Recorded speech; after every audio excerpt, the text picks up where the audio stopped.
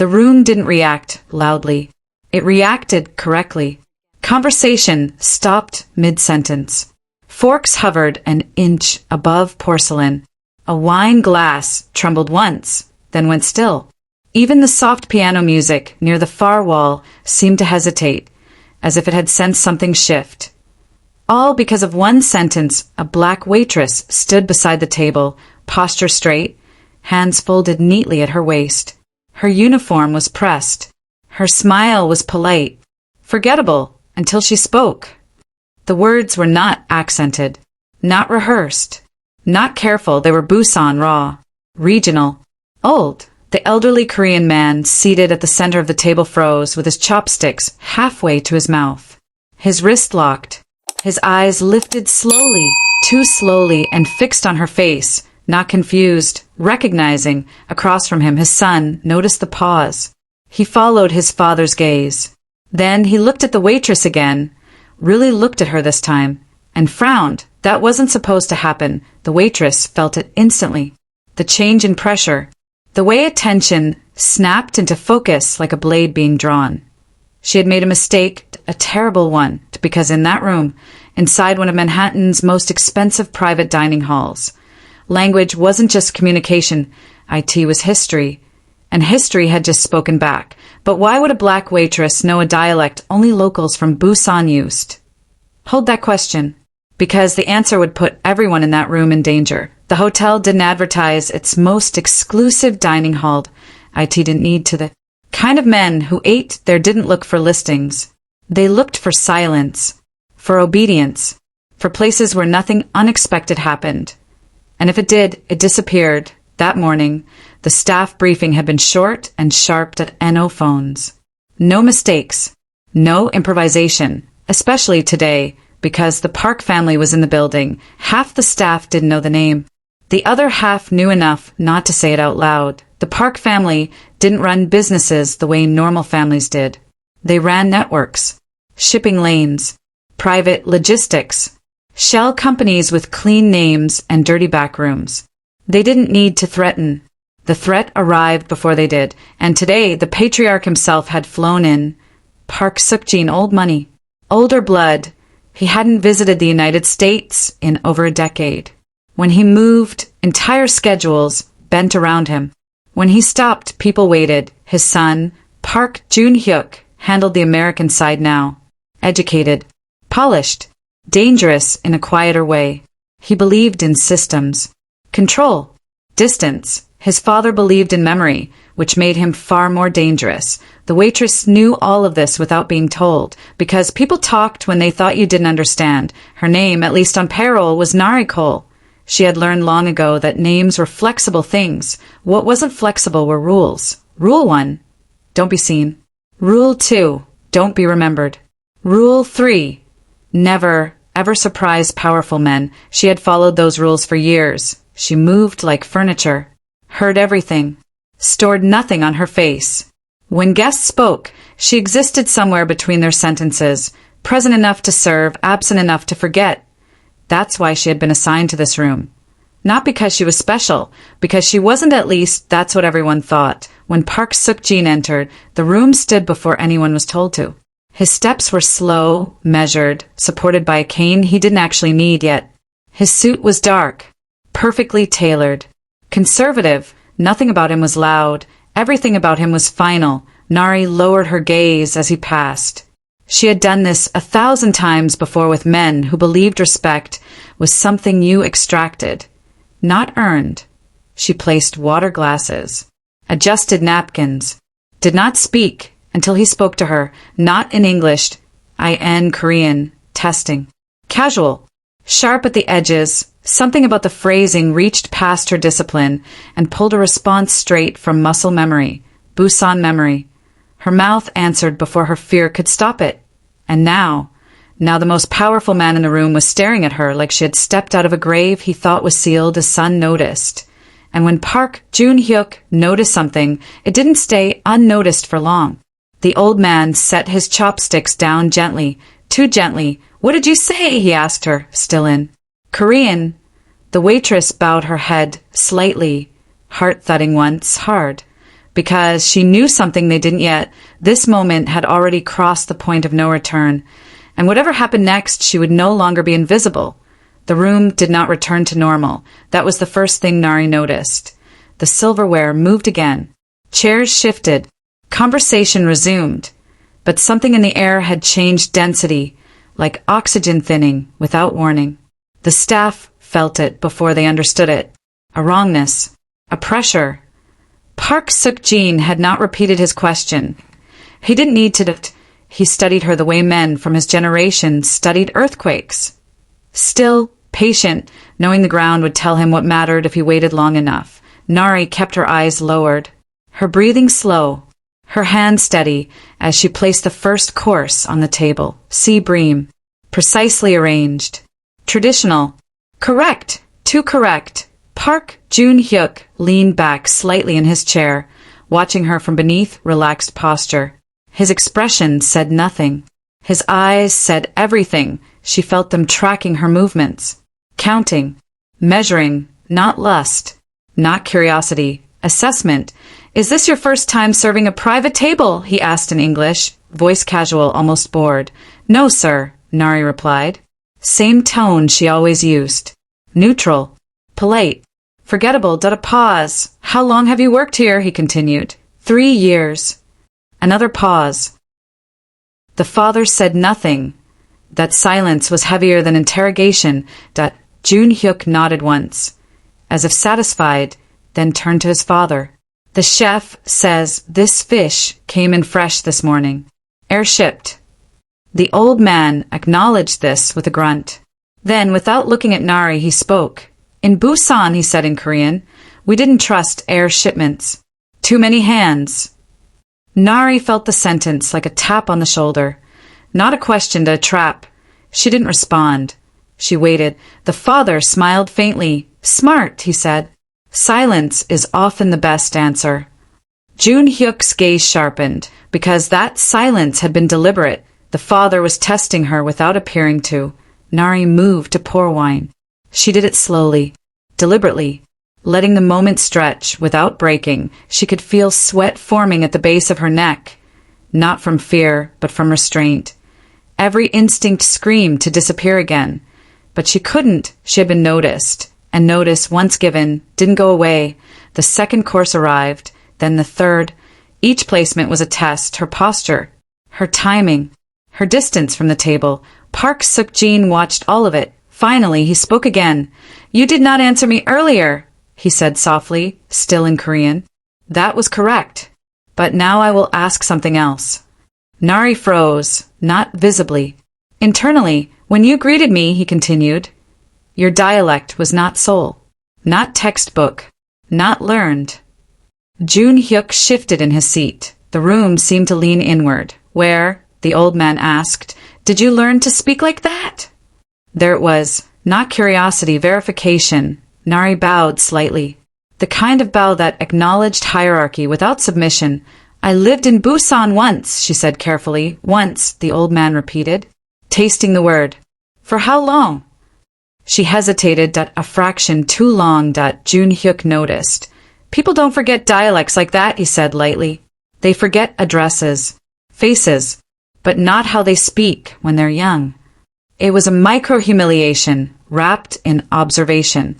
A reminder that he was educated enough to know language, carried memory. Nari met his gaze briefly, just long enough to register respect. Then looked away. I was younger then, she said. The father nodded. Younger, he echoed. That explains it. But his eyes said the opposite. The dinner progressed, but the temperature dropped. Other staff rotated in and out, carefully avoiding Nari's section.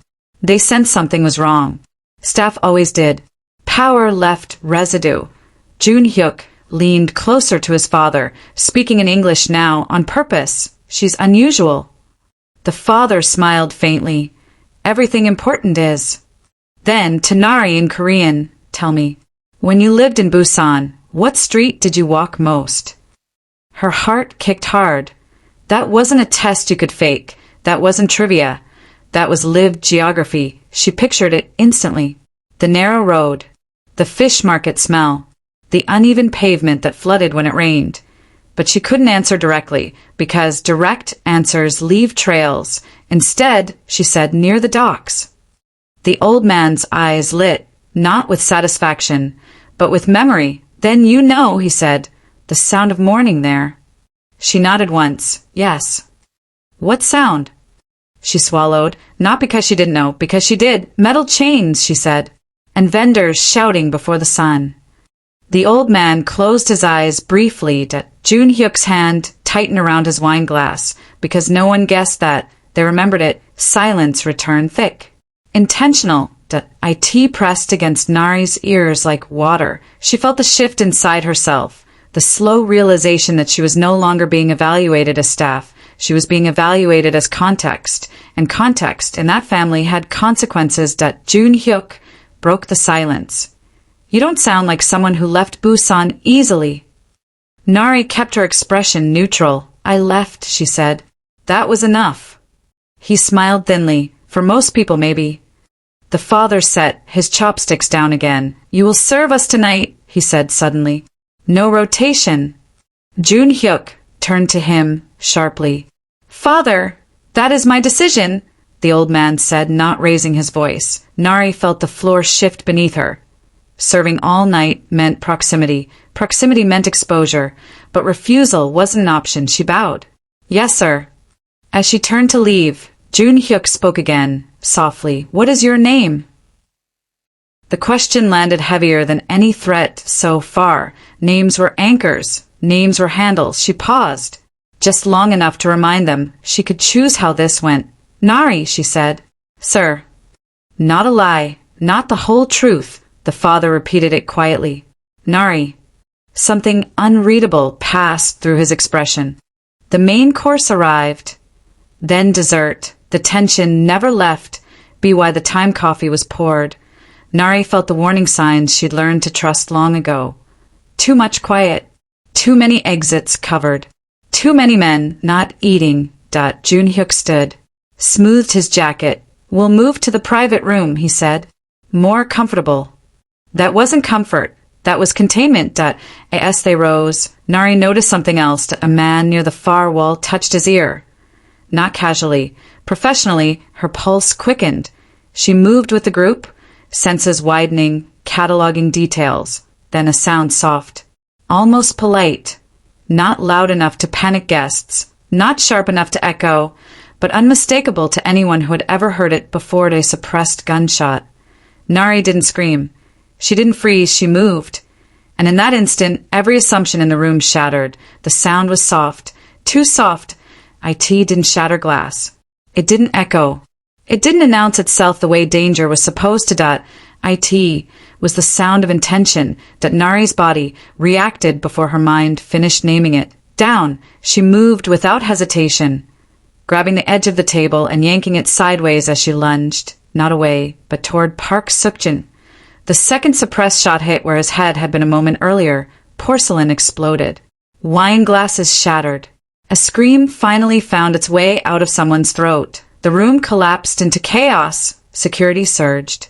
Chairs overturned. Men reached inside jackets they weren't supposed to be carrying weapons in. The air filled with overlapping commands, Korean, English, panic, but Nari was already there. She hit the floor hard, shielding the old man with her body. One arm braced against a marble as splinters rained down from a bullet that buried itself in the wall behind them. Stay down, she said, not politely, not deferentially. In Busan Dialect. The words carried weight.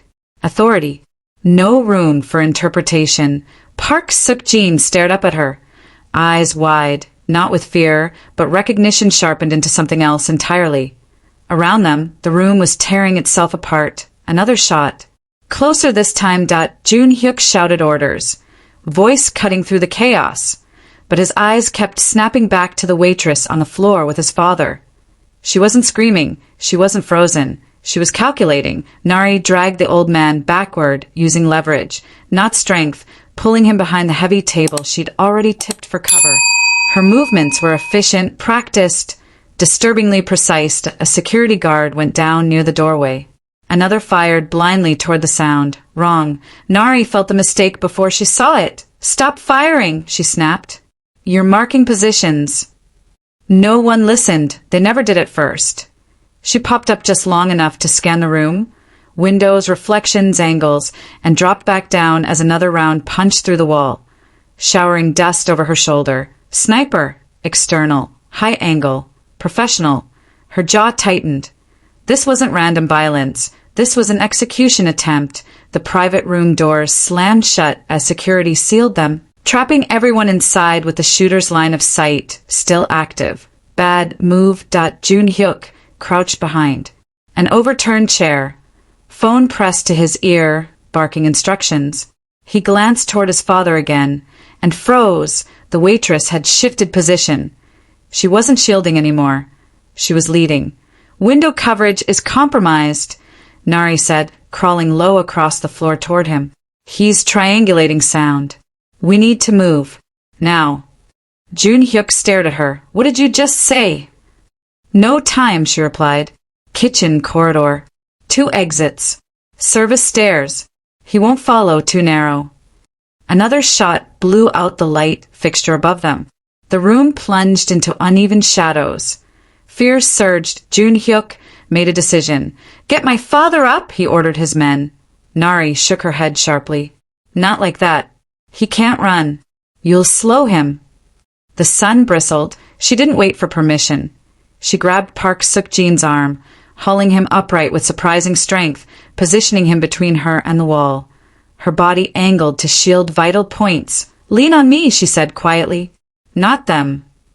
The old man obeyed. That alone was shocking. They moved fast. Another bullet shattered the table behind them as they slipped through the side door into the service corridor. The noise dimmed instantly. The air changed, smelled like metal and detergent instead of money and fear.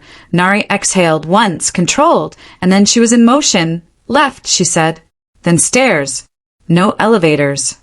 Jun Hyuk followed automatically, his men scrambling to adjust. Too slow. They reached the stairwell, just as a figure appeared at the far end of the corridor.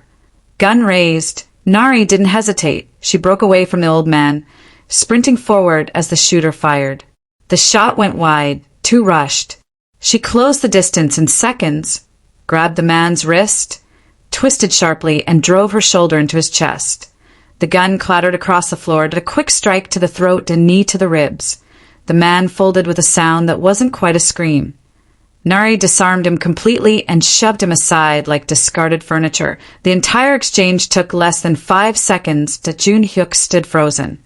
Security stared at N01 spoke, because they were all thinking the same thing. That is not how a waitress moves. They descended the stairs 2 at a time. Nari led without looking back. She counted steps, timed breaths, listened for echoes. When they reached the parking level, she paused.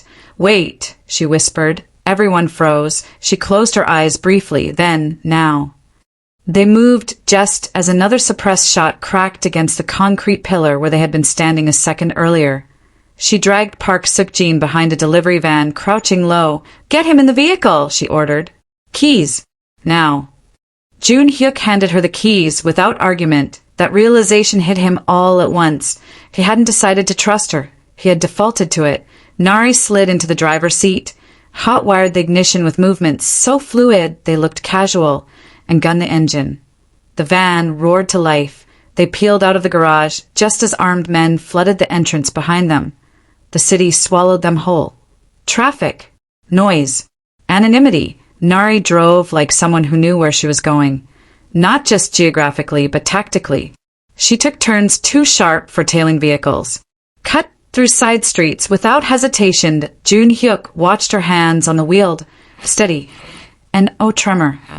An adrenaline shake. Who are you? He asked quietly. Nari didn't answer. She focused on the road. Park Suk-jin broke the silence instead. You move like Sang Cheol, he said softly. The name landed heavy in the van. Nari's grip tightened for half a second. Jun Hyuk looked sharply at his father. That's impossible. The old man ignored him. Sang Cheol trained my men, he continued. Before the fire. Before everything ended. Nari said nothing, but she didn't deny it. Jun Hyuk's chest tightened.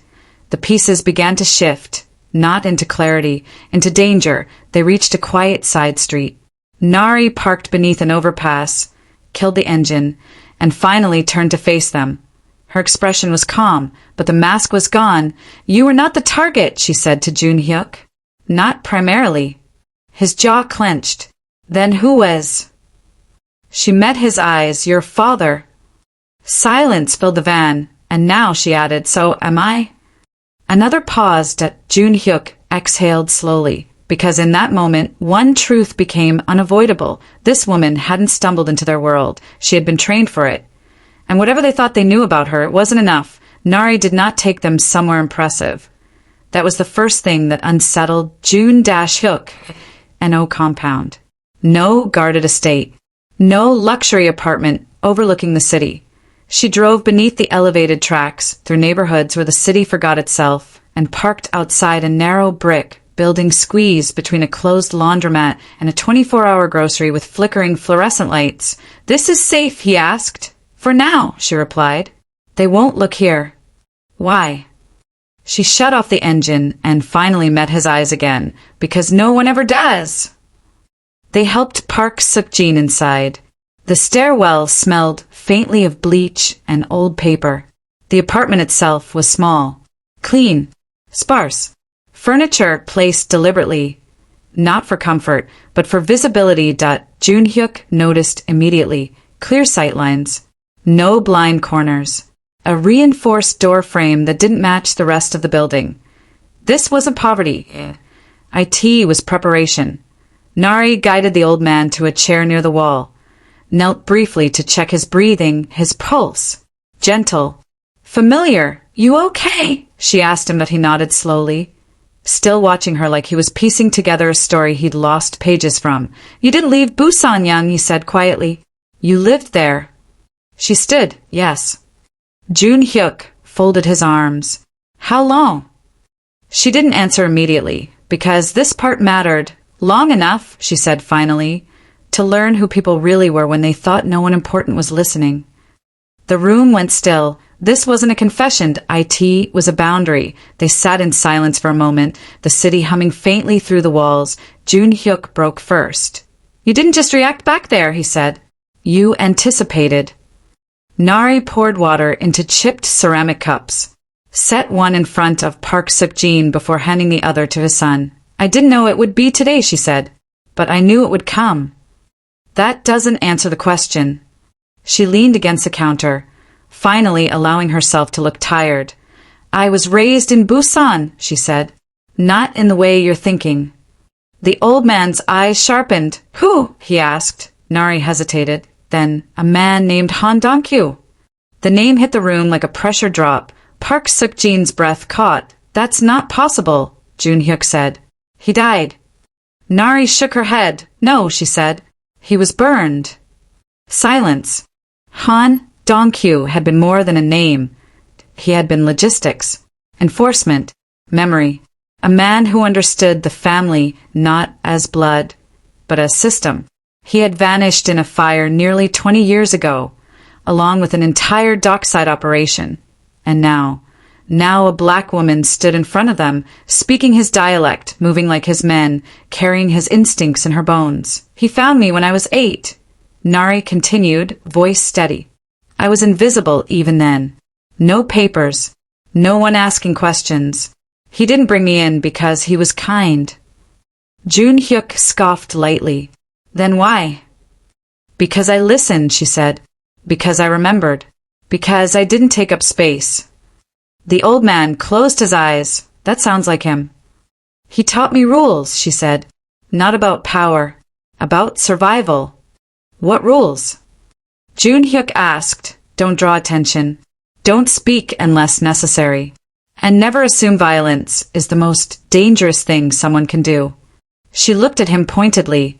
"You assumed that tonight." The words landed harder than accusation. Jun-hyuk paced the small room, running a hand through his hair. "You expect us to believe this is coincidence?" he asked. "That you just happened to be working in the same building my father was attacked in?" Nari didn't flinch. "No," she said. "I expect you to understand that coincidence stopped being real a long time ago." She crossed the room, slid a thin folder from beneath the couch and placed it on the table. Inside were photographs, shipping manifests, names, dates, all familiar, all wrong. I didn't plan for tonight, she said, but I planned for this family. Park Suk-jin leaned forward, hands trembling slightly as he flipped through the pages. These are internal routes, he murmured. Only senior people know them. Yes. Jun-hyuk's chest tightened. How did you get this? Nari met his gaze evenly. Because I spent years in places no one looks. Kitchens, storage rooms, hallways, cleaning crews. Because men like you talk freely when they think the help can't understand. Her voice didn't carry bitterness, just fact. You weren't hunting us. Jun-hyuk said slowly. No, she replied. I was listening. The old man looked up. For what? She exhaled. For signs that the fire wasn't the end. The room seemed to contract. And tonight, she added, confirmed it. Jun-hyuk stopped pacing. Explain. Nari folded her arms, not defensively. Protectively. Han Dong-kyu didn't die because of an accident, she said. He died because he noticed patterns he wasn't supposed to. Park Suk-jin's face darkened. What patterns? Internal leaks. Third-party contracts. Names that appeared too often in places they shouldn't. She paused. He was investigating before he was killed. Jun-hyuk swallowed. And you? I inherited his questions, she said, whether I wanted to or not. The weight of that settled heavily. This wasn't revenge. This wasn't random. This was unfinished business passed forward. Outside, a siren wailed somewhere far off. Nari glanced at the clock. We don't have long. Jun-hyuk stiffened. Why? She met his eyes, because what happened tonight wasn't meant to succeed fully. Park Suk-jin frowned. Then why attempt it? To force movement, she said. To flush reactions. To see who panics. Who moves money. Who reroutes assets. The son felt something cold settle in his stomach. You're saying that this was a test, Nari finished. And it worked. She gathered the papers, slid them back into the folder. The people behind tonight's attack will assume failure, she continued. Which means they'll escalate. Silenced, Jun-hyuk felt the pieces align in a way he didn't like. And you know this how? He asked quietly. Nari didn't answer immediately. When she did, her voice was softer. Because this is how it happened last time. Park Suk-jin closed his eyes. The fire. The silence afterward. The assumption that the threat had ended. It hadn't. He opened his eyes and looked at her fully now. Not as staff, not as anomaly, but as consequence. You've been preparing for this, he said. She nodded once. Without knowing exactly when, she replied. But knowing it would come. Jun-hyuk stared at her. And now? Nari took a breath. Now came the part that would change everything. This attack, she said evenly, is only the first move. The word first hung in the air longer than it should have. Park Jun-hyuk felt it settle behind his ribs like a second heart. Cold, mechanical, furious.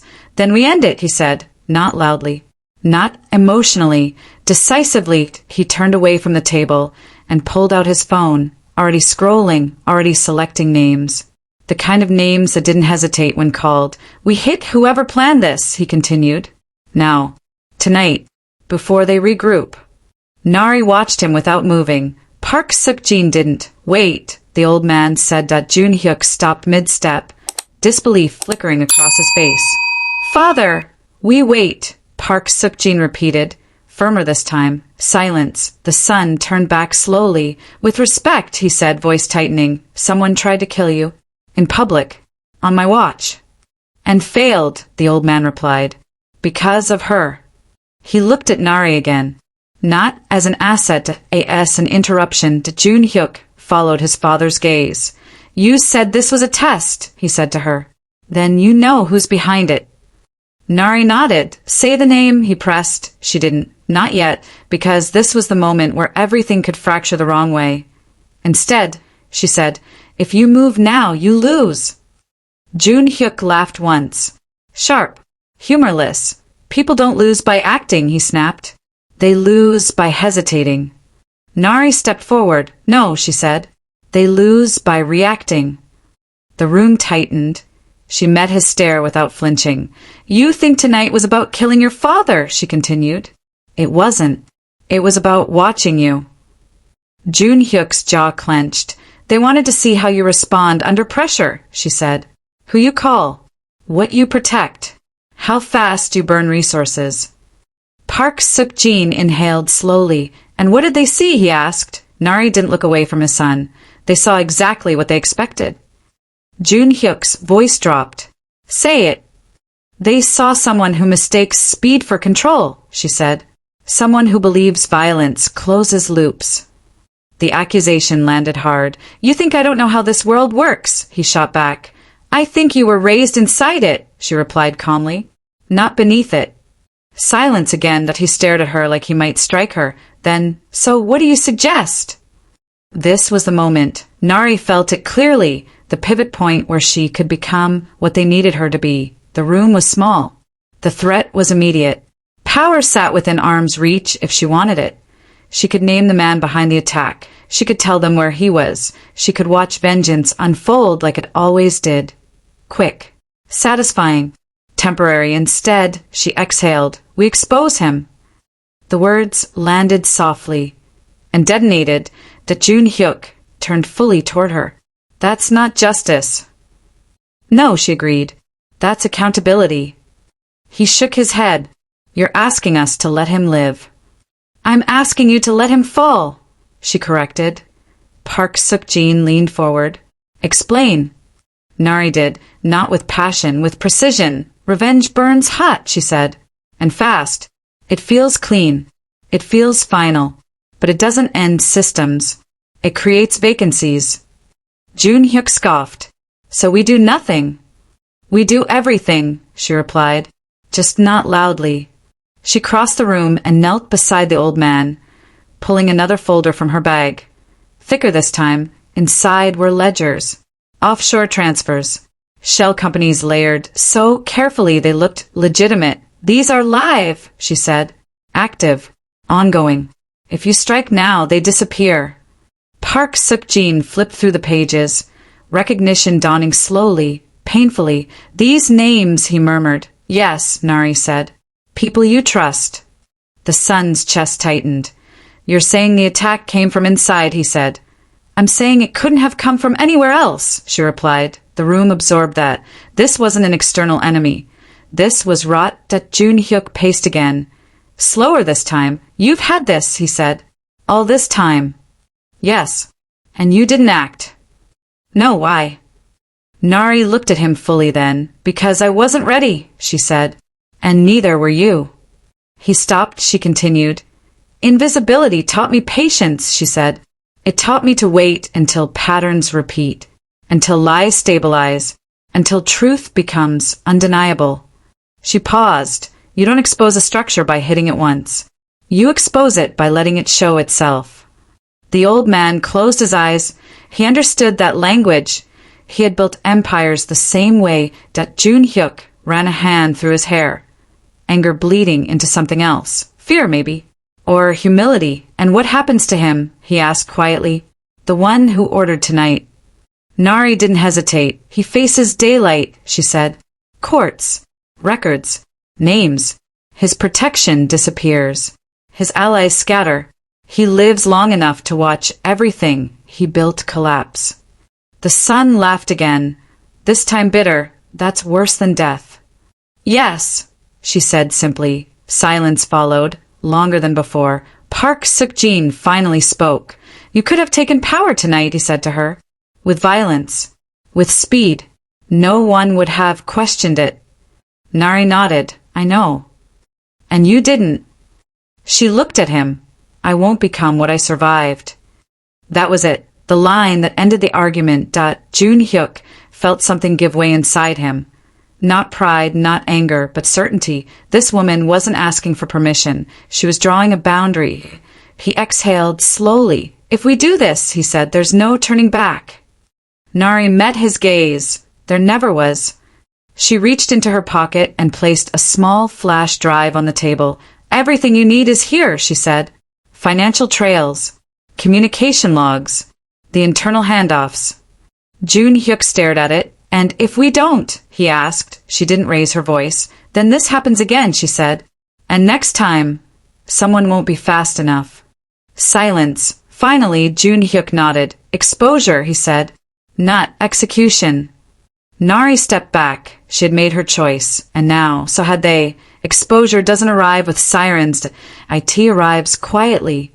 Bank accounts freeze without explanation. Phones stop ringing. Doors that once opened on instinct stay closed.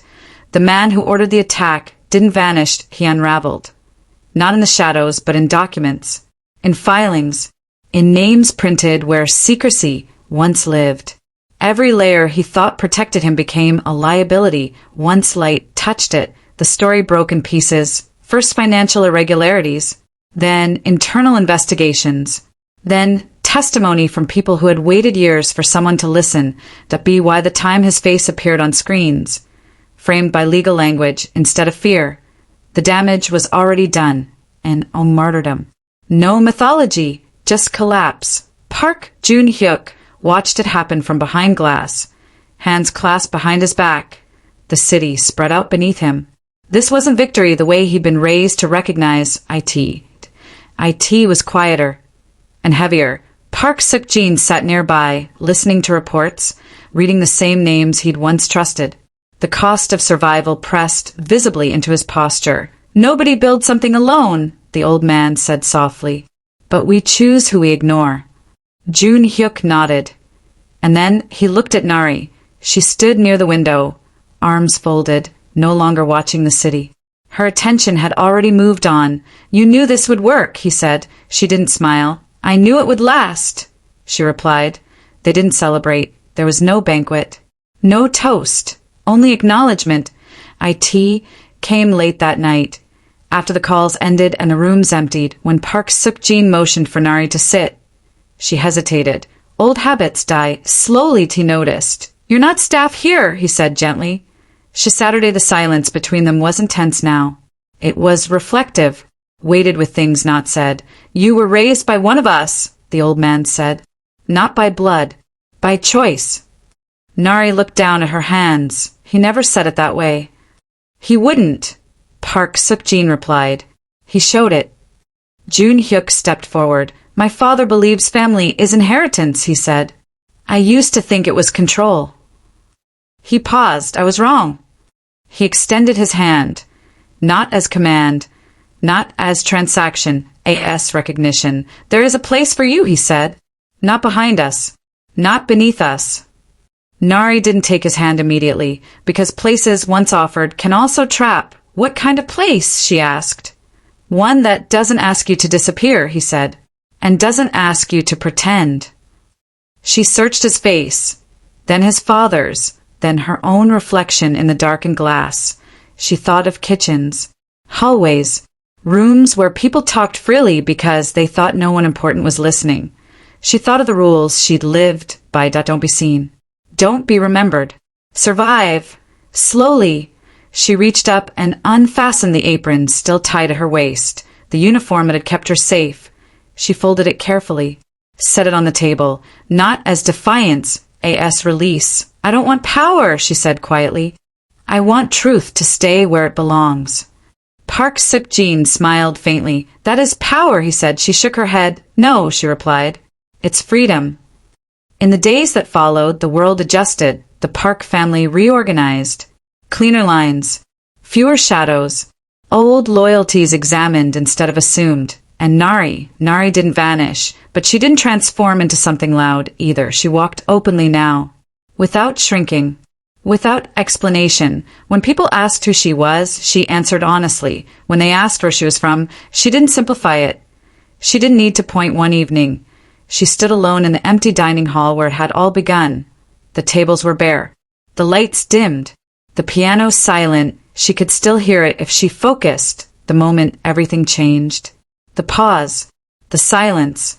The recognition. Language had done that. Truth had followed. Before leaving, she placed the folded uniform into a service bin near the door. Then she walked out, not because she had been elevated, but because she no longer needed to hide. If this story unsettled you, Good. IT means you noticed what most people miss, because the most dangerous people are rarely the loudest.